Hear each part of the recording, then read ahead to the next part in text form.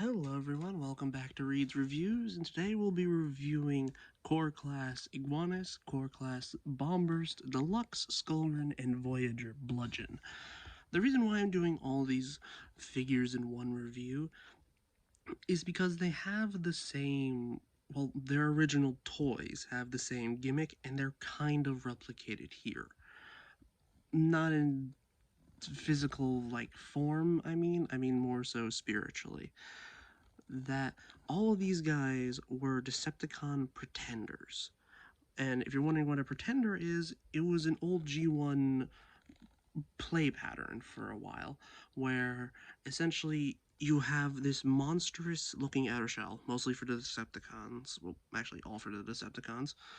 They have this monstrous outer shell, and then if you split it open, then you have a robot inside, which is what they called the pretenders, because essentially it would be like you could hide in plain sight, or as much as you can with Decepticon pretenders, because as I said, they're all monstrous forms, like a giant bat, a giant lizard, a samurai skull-headed warrior. Like, you get the gist. And then on the Autobot side, it was more so they were humans, but giant in high-tech looking spacesuits, which was weird because then again, the entire purpose of pretenders is that it's meant to disguise yourself. But the disguise doesn't really work if you're living around with tiny squishable humans. So yeah. And like each one was like a different shape and stuff. Like each one had their own different like vehicle modes and all that, like a regular Transformer would. It's just that each one would have its own unique shell. And the shells, while cool looking, were not that articulated. They only have like rotations at the arms. Like, if you know those like old, or not old, like those cheap dollar store like Titan figures, essentially, where it just has like 4 bits of articulation, just like one at the shoulders and then one at the hips. It basically was just the shoulders because they they had to split down the middle to put the robot inside, because that's how the pretender gimmick worked. You can put a robot inside, and then you can, well, pretend that it's, this thing, and then split it open, and then boom, Transformer reveal. It was essentially a 2-in-1 toy, because you would get like a shell and you can get a transforming robot at the same time. But they haven't been the easiest to adapt into modern designs, essentially, because there are 2 designs you can pick from to make a character. You could go for their more iconic looking shell design, which is what everyone knows them from because that was essentially the character, or you could go for their inner robot, which is a bit more boring, a bit more bland, but essentially if you could get like one toy that is the monstrous version and one toy that's the robot version, then you could essentially have a complete pretender set, but you couldn't have the true functionality of the original toys, because that would be just, it'd be too expensive to do in a modern budget, like planning out for a whole wave and such. But the way that the Hasbro team has done it for these guys is honestly pretty interesting, because they decided to go for the vehicle modes of the inner robots, but design each of their outer robot modes, like their actual robot modes, to be based off the shells. Skullgrin's a weird case. When we talk about him, I'll explain, kind of. It's weird. But yeah, let's start off with the first pretender that we ever got in this Legacy line, because these 3 right here, the Deluxe and the 2 cores, were released in regular Legacy, non-Legacy Evolution, unlike this one back here. And if he does look a bit familiar, I'll explain it when I get to him. So yeah, let's start off with Core Class Iguanus. And do note, he doesn't really stand on the surface that I have. It's a bit more spongy, so, well, he can kind of stand yeah, he's not really standing on this. He can stand better on a hard wood surface. But yeah, I just had like this little claw bit to clip around the wheels to hold him up. But yeah, this is Core Class Iguanus, the first Pretender update we ever saw when the Legacy line was first revealed. So this is replicating his very goofy looking like vehicle mode he had in his robot mode, in his like robot half. So yeah, his wheels do spin freely, so he can roll for a brief bit before falling over, but yeah, it is pretty, I say faithful to the design, but it's still just like a bottom. Like, the Pretenders were not that great in their vehicle modes because they were just, either they were super skinny or they just weren't that all that good looking in their classic robot modes, which is why everyone remembers them for their iconic shells. Because who wouldn't want a giant lizard monster next to Optimus Prime or Megatron and the like? But yeah, he does come with one accessory, which is this blaster thing. It's part of the first like wave of legacy stuff. Like, it's combining weapon. He could combine his accessories with the other core class weapons, which I have here, like this one coming with the Skywarp and this one coming with Hot Rod, where you could combine the weapons.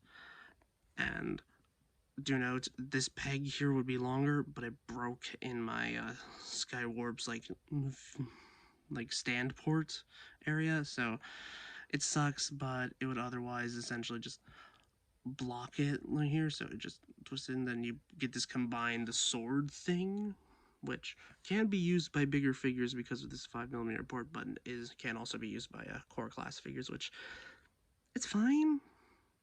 It's not the best thing, but it's a cool little gimmick, and honestly, I display all these accessories with Iguanus more so than anything else, because a Hot Rod with a sword and Skywarp with what is essentially either a tuning fork or a taser in my mind is not something I normally display them with. So yeah, getting that off to the side. So let's get on to transformation. To start, we just unpeg the hands from the posts on both sides of the wheel here, and then unpeg the arms from these tabs right here.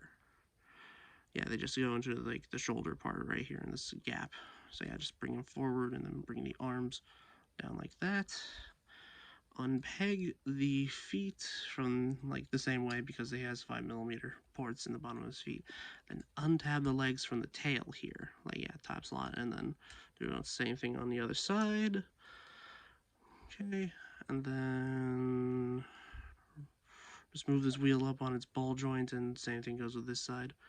Yeah, you can fold them so they match this configuration, because on his shell form on the original toy, the wheels of the robot mode's like bike would essentially go on his back because vehicle kibble could not be stored all that well inside the shells, so they just made it a removable part on the original toy so it could function properly. And also you just move the thighs on the ball joints and then rotate the feet forward and then unpeg these ports from these posts, like right here, from these pegs, like in this, well actually, nope, it's the wrong pegs I was looking at. It was these ones up here. Then you just fold it on this double hinge to the back, and then use these tabs and these ports and the wheels to essentially hold them straight. You can pull it back to make it even stronger connection. So here we have Core Class Iguanus, which honestly was a really good core class for the first like wave of legacy, and arguably is one of the best core classes we've gotten to date. Well, comparative to like newer stuff at the very least. He is really fun. He is pretty much all ball joints, so his posability is really good. So yeah. And let me just disassemble this really quickly so I can show you. He does have 3mm posts in the hands, so he can't really hold any 5mm posts stuff. So yeah, there. Here he has with his like little gun thing, which is fine. it's not bad. I honestly prefer to essentially upgrade it with the tuning fork. I think actually I put it, yeah, I rotate it, and then I put in the tuning fork bit to sort of just give it a bigger blaster like width, and I just give him the sword for like a melee implement because I honestly think it looks a lot better with him. So yeah, so let's get on to articulation for this little guy.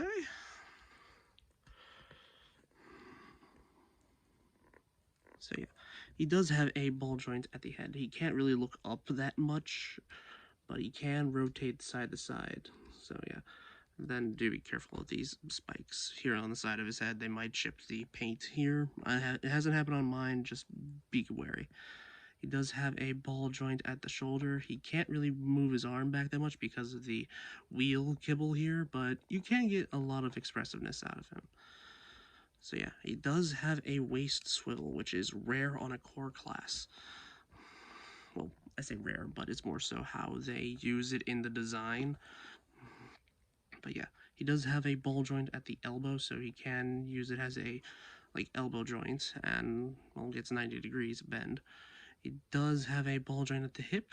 He can, well, that's as far as back he can go. He can go fully forward, and knees are at a 90. And rare, well, this is the actual rarest part for a core class, ankle pivot, because the ankle joints are in a ball joint and they need to rotate for the transformation to peg into one of the wheels up here. So yeah.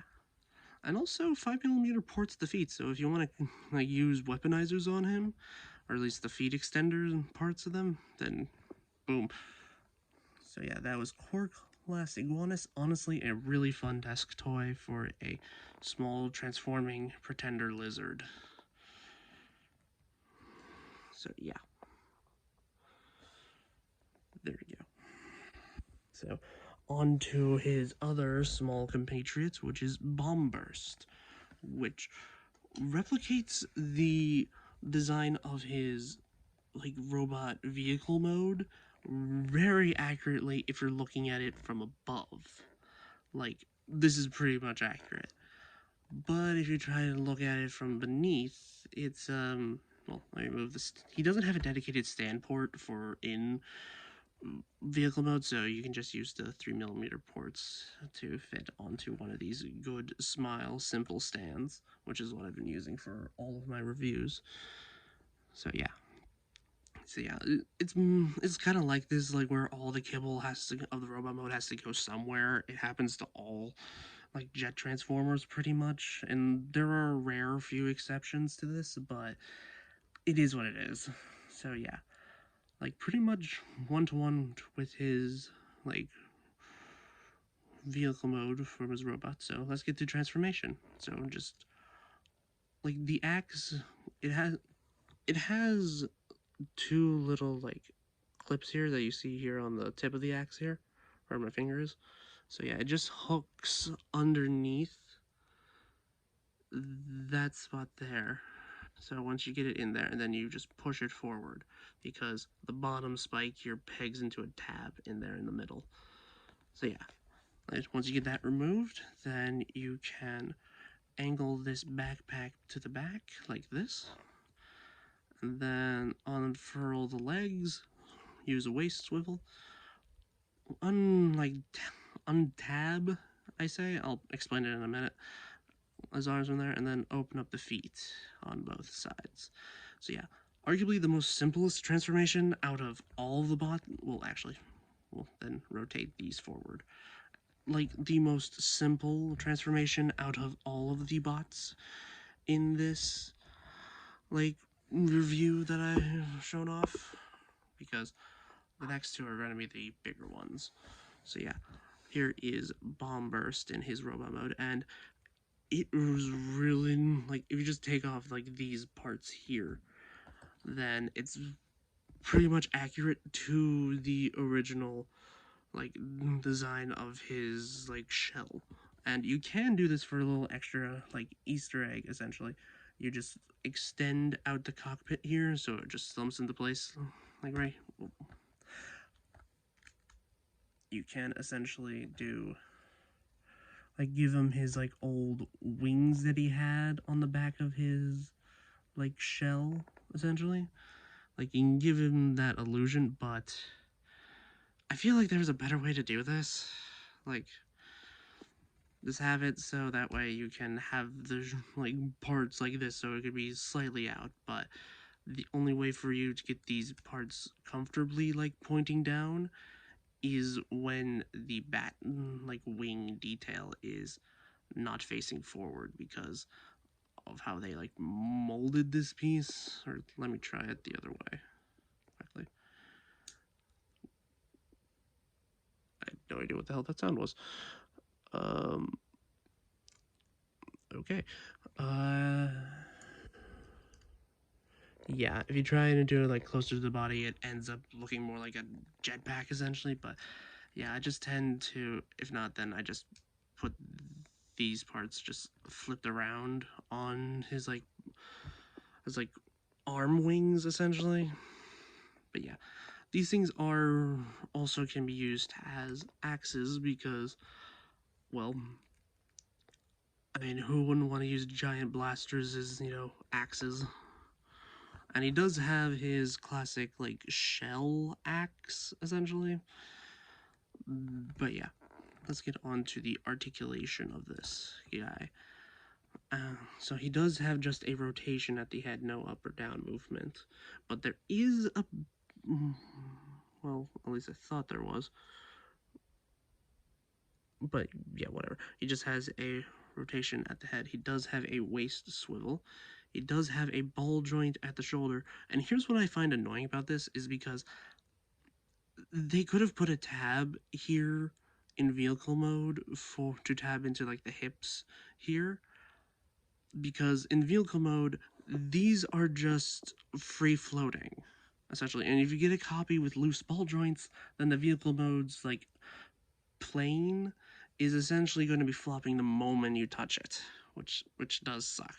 So, and the only tabs they give you are these ones under the armpit, which tab into right here, which doesn't solve the issue of the ball joint at the elbow, which can, as I said, easily be bumped into. If they put like a tab down here, like that can plug into the hips in vehicle mode, then it would be a great figure. But that does cheapen it for me.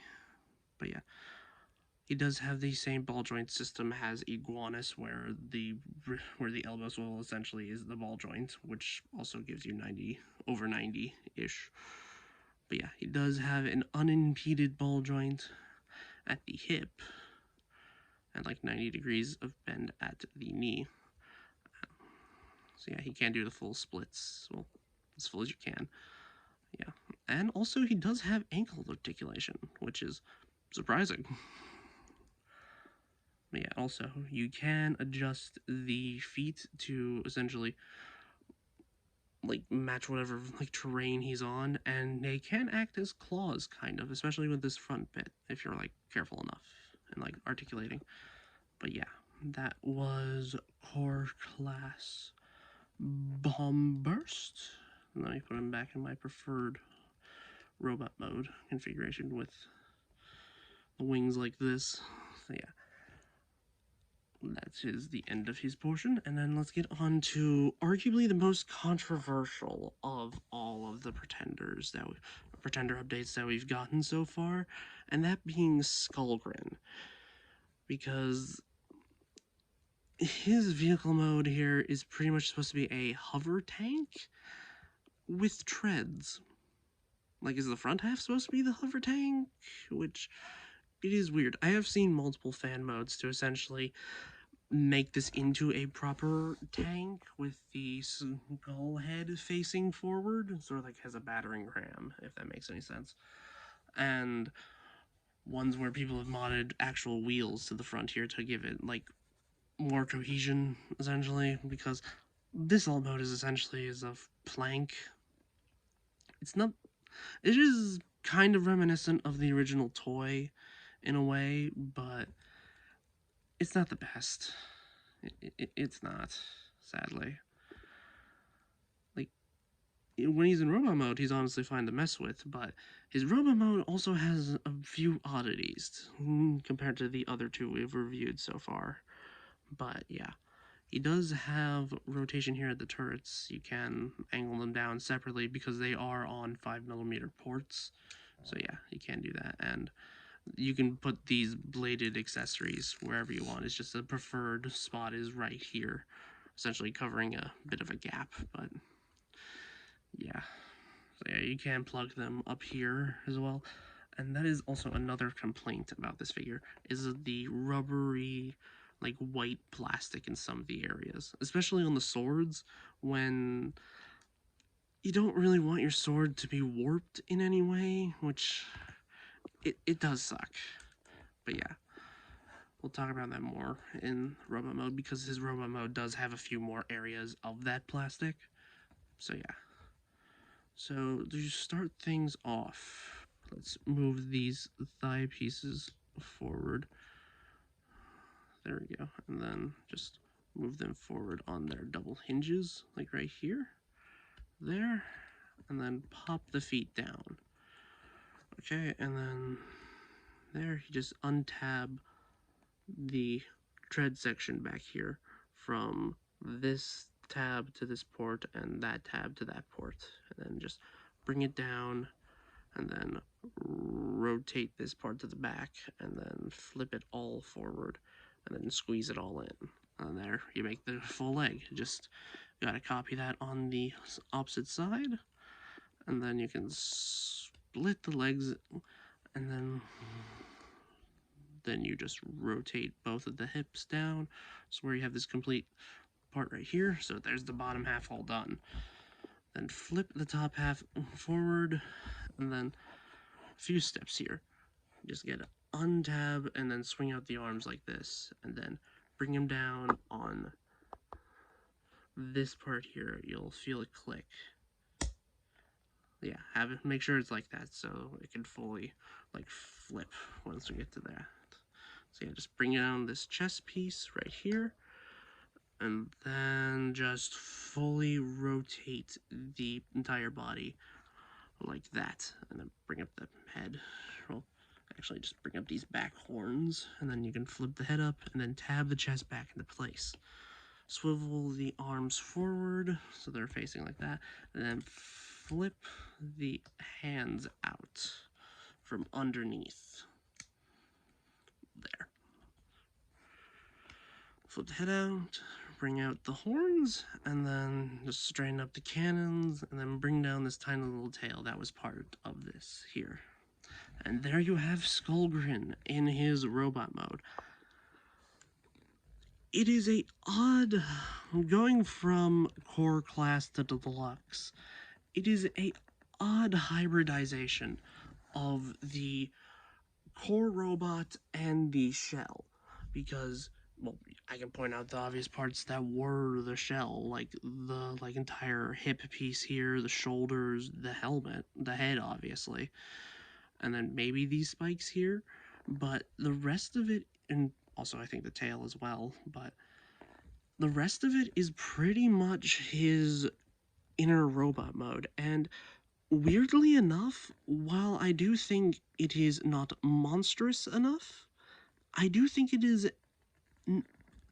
it's not the worst blend of like Pretender, Shell, and inner robot mode, because, well, in Legacy we haven't gotten anything else like this. Like, the closest we've got, well, the second one that does it like this is going to be the next one that I'm going to show off in a few minutes.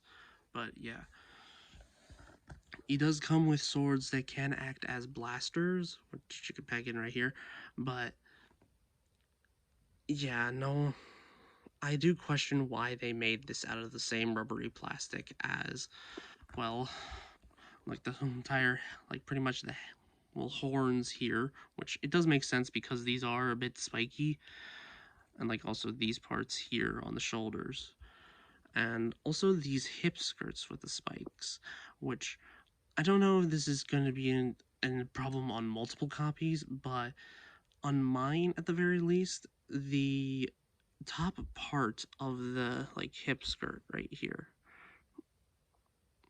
the top part of the hip skirt here would collide with the plastic, thus leading to like it getting stuck and essentially warping the rubber. So I just shaved it down a little bit so it wouldn't constantly like butt heads essentially, which it does suck, but I don't think that will be an exclusive thing on everyone's copy. Just be wary of it. And also the rubber part is also here on the legs. It's kind of like that. I honestly thought like the entire time these were like all rubber. It just could just be regular plastic, but it is on here in multiple spots. And it does make me tilt my head if that they could have just made this out of the gray plastic and painted the blades white, which honestly I don't understand. It is mystifying to me. But yeah, he does look good with his swords, which is a good plus. And he does have like the ability to essentially point his swords, which is something a lot of figures in like Transformers with swords can't really do. Like it does suck, but yeah. So let's show off, like, you can take off these like two blaster bits here, and even this little like tail part if you have any need of it. But yeah, I just tend to leave those on here. And he does have a few options that you can do for his like display. You can take the swords and put them onto the back, essentially replacing the gun bits here.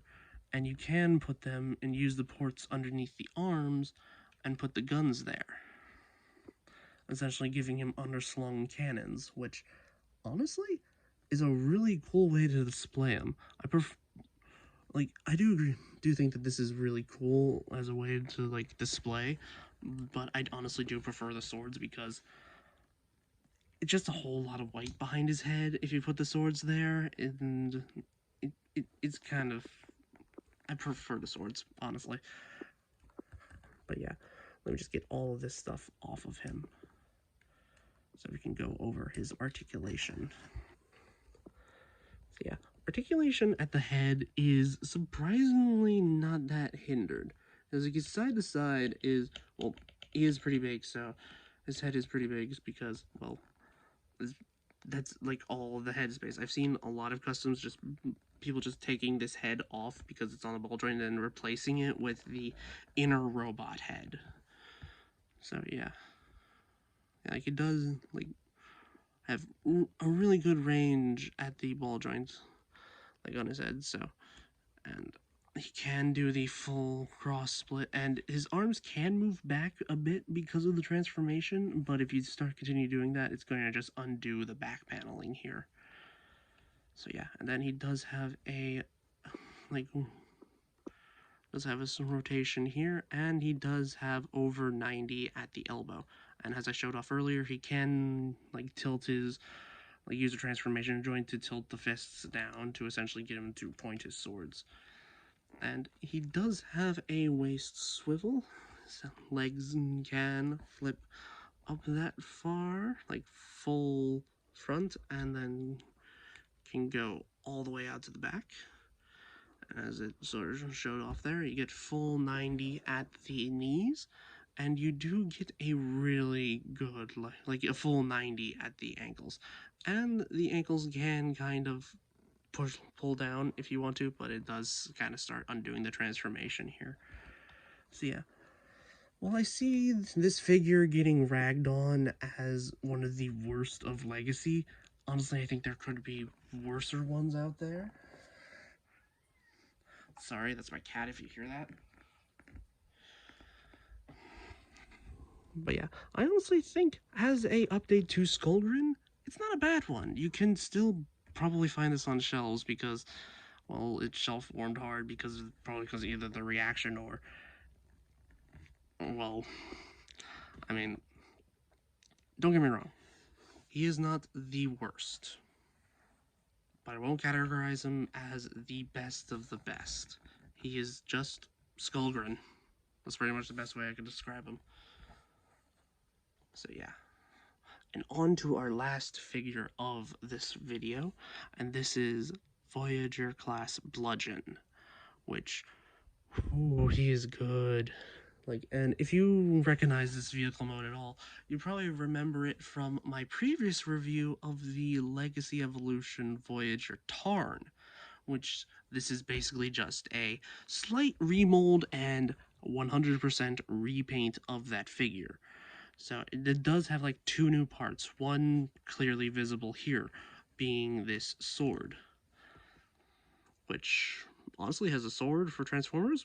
It's not bad. It's pretty good. It's more reminiscent of like a katana, which does make sense, especially when it gets into the robot mode of this guy. But yeah, in terms of articulation for vehicle mode, he does have a rotation at turret, and you can point these upwards slightly. But yeah, he does have the same blast effect ports as Tarn does.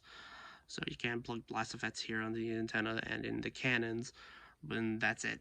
He does have the same visible hands in the back, and he does have the same no rolling wheels, which honestly, I don't care about rolling wheels on this mold because, I don't know, it just feels like something that will be rattly on this, which, I don't know, I wouldn't like that. It would give it a sense of cheapness for me. But yeah, on to the transformation of this guy, which involves taking off this part here. So there we go, just set the accessories off to the side, and then, okay, let's get started.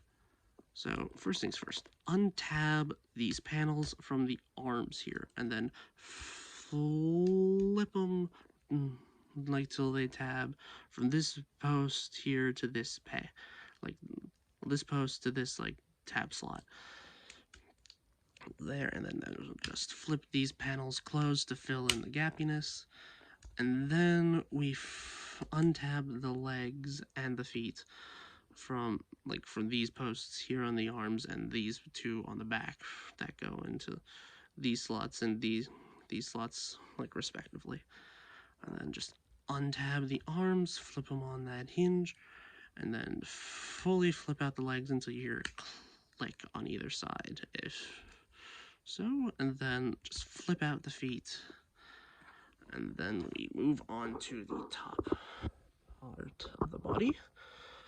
So just untab this panel here, like with this peg into like this hole right here, and just flip it around, and then we'll deal with that in a minute. So then just, okay, this head, it has like a few antenna essentially that kind of get stuck because, well, I think while they had this mold and planned for Blugeon, they didn't necessarily plan the clearances essentially. So yeah, you just have to be careful and like swivel it to the side as you're moving the chest bit. So yeah, just rotate the upper part so it looks like this, and then slowly rotate this with the chest until you get the head out. There.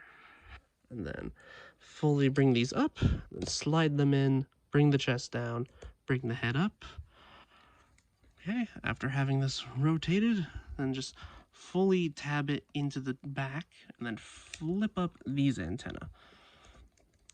Then you just bring out the elbows so they look like this, rotate them forward, and then flip these panels around, untab the legs, which is something I forgot to do earlier, and there you have the completed Voyager class Blugeon in his robot mode.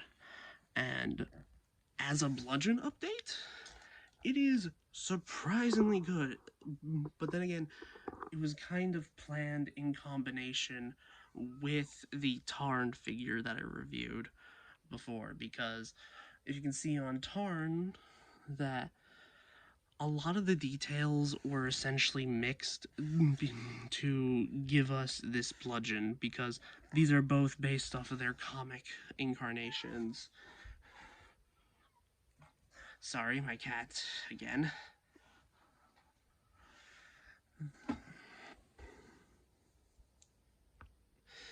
Yeah, because like this part here in the middle would essentially, because this TARN is supposed to be based off of the IDW design, thus having a lot of the same details that would be, more so allocated to TARN, because I don't know, Hasbro thought it'd be like cheaper. Instead of just making an entirely new mold for Bludgeon, they thought they would make it from arguably one of the best molds in the Legacy Evolution line. And arguably, I think they make it better with Bludgeon. Like, it's surprising what a new color scheme and a new accessory can give to a figure, because let me just get the sword and the double fusion cannon. I like to honestly put it on his back in this configuration to essentially just give him like a double cannon like backpack, sort of reminiscent of his tank mode. So yeah, it's like this changes the vibes of Tarn to the point that it arguably outclasses him. I do say the original Tarn is good, but this guy, honestly, I've been having a lot more fun with, because this essentially can allow you to use like all the articulation that was packed into Tarn, but with the sword you can display it in a different way. Like, also, I may not be doing the best at it right now. I am trying to essentially getting him into like a classic-esque sword stance sort of thing. Like, it essentially gives you more of an excuse to like pose this mold in a more extreme-esque kind of way.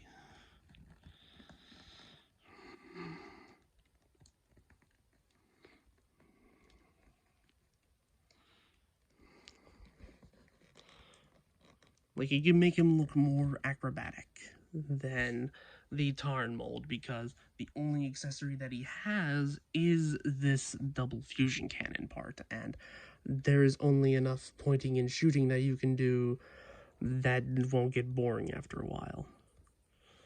But yeah, honestly, adding a sword was really good, and it does, arguably Bludgeon is one of the most iconic of the Pretenders, especially on the Decepticon side, because as you can see in the head sculpt, he is a giant samurai like warrior with a skull for a head.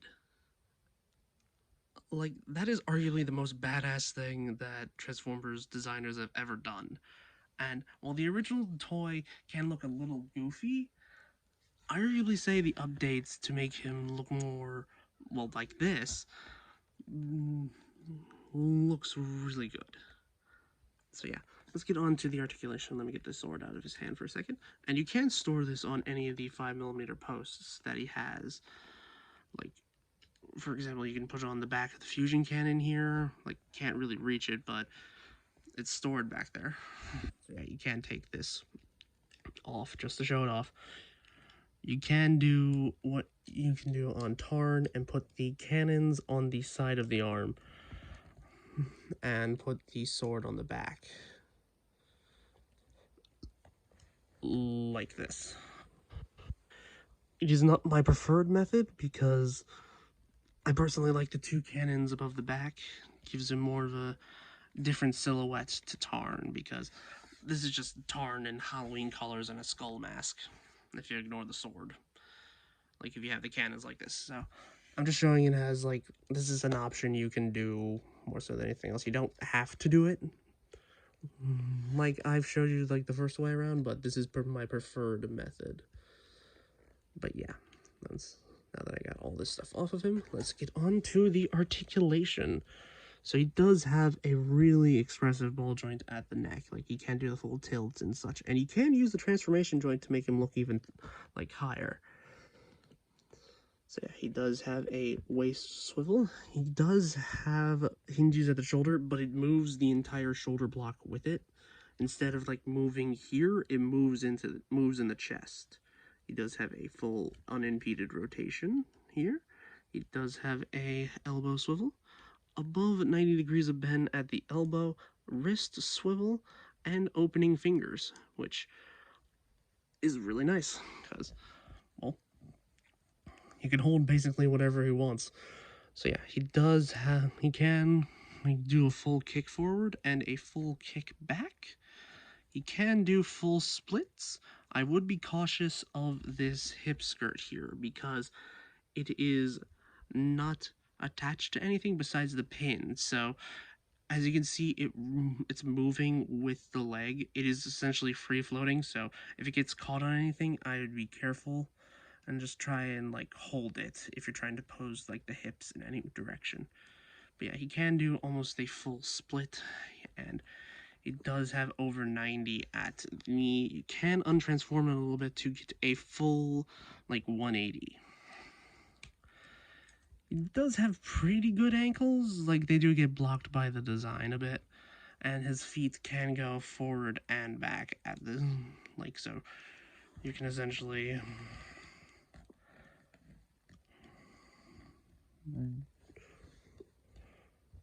like if you need him to like support himself like that, then you can do it.